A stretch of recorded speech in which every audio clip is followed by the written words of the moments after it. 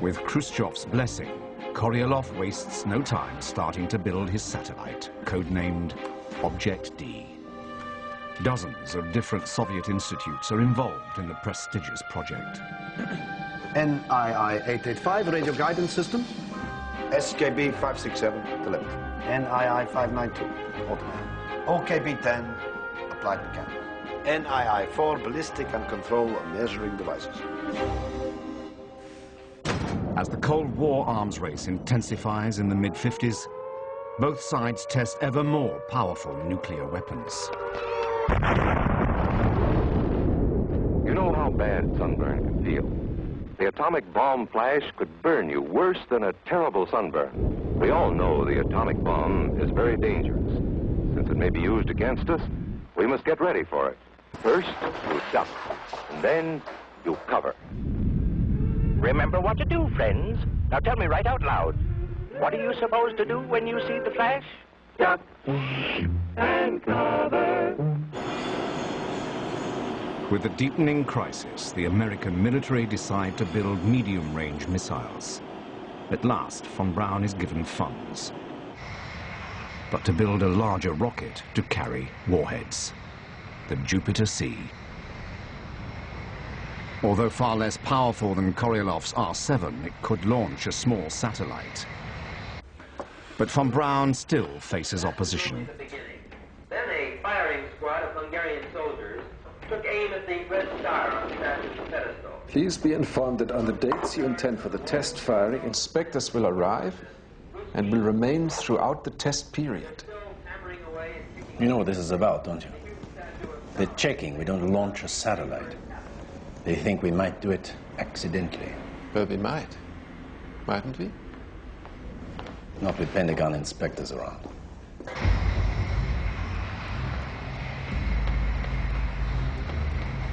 To prevent von Braun secretly launching a satellite ahead of the US Navy, Pentagon inspectors monitor the maiden flight of the Jupiter C.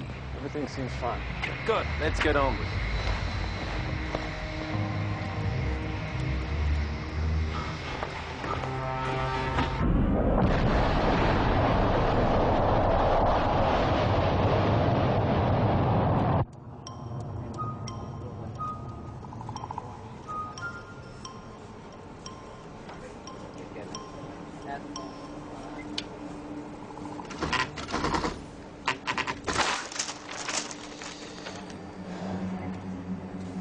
Range 3,335 miles.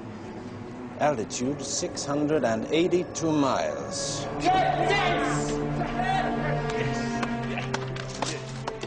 That, gentlemen, is an altitude record. Feel free to report back to Washington that if they'd allowed us to realize the Jupiter C's full potential, they could have made space history today. We could have launched the world's first satellite for America.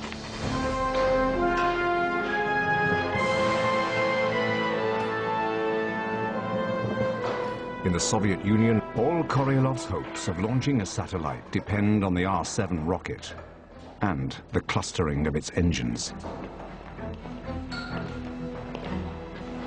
If this first test of the flying cycle works, then your idea of clustering may very well be the way forward.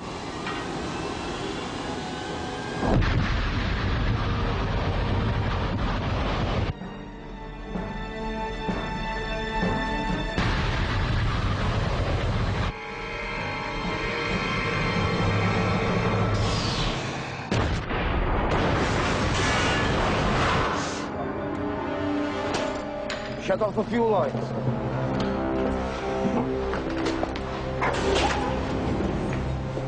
What do you think? Fuel line rupture.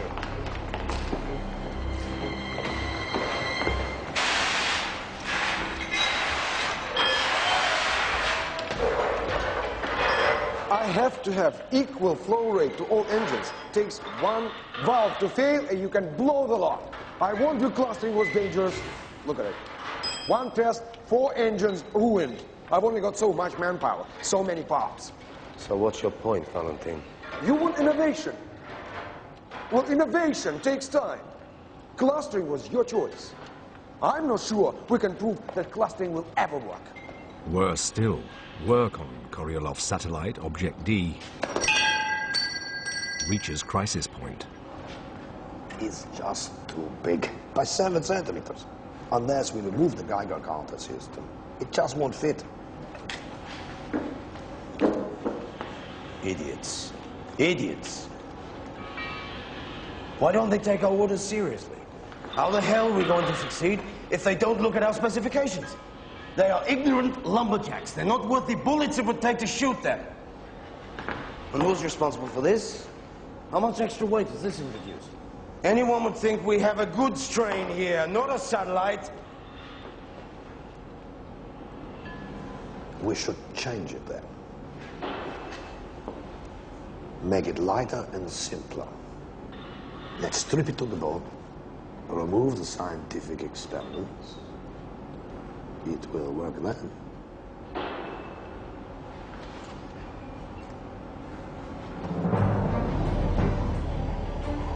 It has taken just 2 years to transform Baikonur from a wasteland into the world's first spaceport. Despite the problems, Glushko finally delivers the first engines to the launch site. The engine clusters will provide thrust. Smaller, revolutionary steering engines will set the R7's course.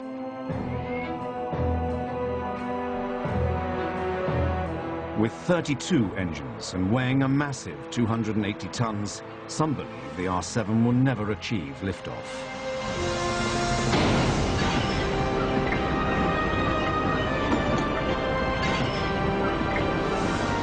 If it does, Sergei Koryolov will get the chance to launch his satellite. The first stepping stone in man's journey to space.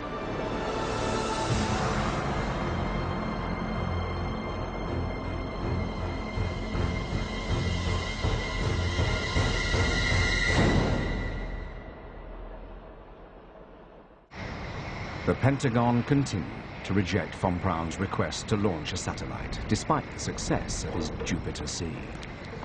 Special delivery. Direct from outer space. I wrapped this up and placed it inside the nose cone. It survived re-entry and splashed down in the Atlantic. The first rocket made. It's not even singed. So the heat shield works. We have to persuade them. We can launch a satellite.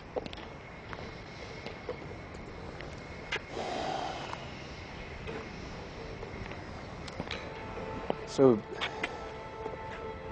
why don't we divert some of the component parts from the assembly line? Keep them for later.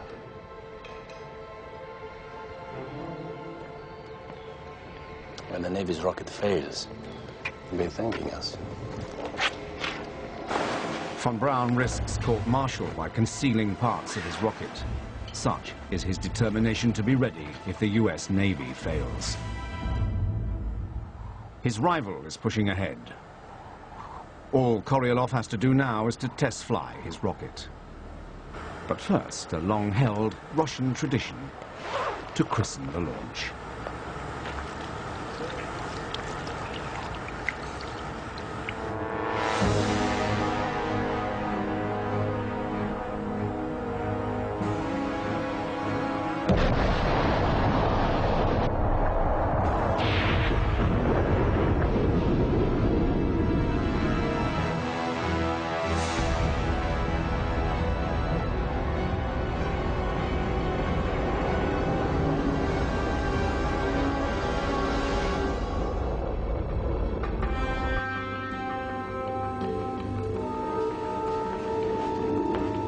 I'm picking something up here.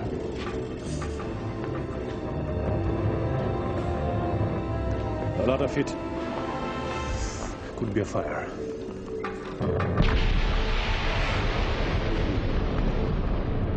The R7 disintegrates 90 seconds into flight.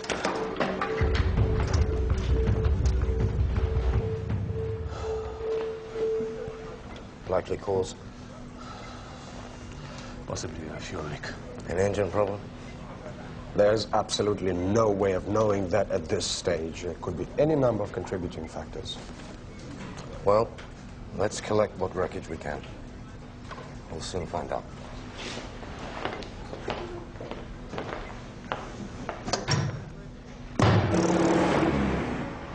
Comrade Marshal. Oops. Sorry. One failed launch, 32 wrecked engines. If things go on this way, my entire production line will collapse. And my position on this was always clear. It's too ambitious, irresponsibly, wastefully ambitious. I can't see it working. The whole thing's been badly mismanaged. If I'd been in charge from the very beginning, I don't think we'd be in this mess now.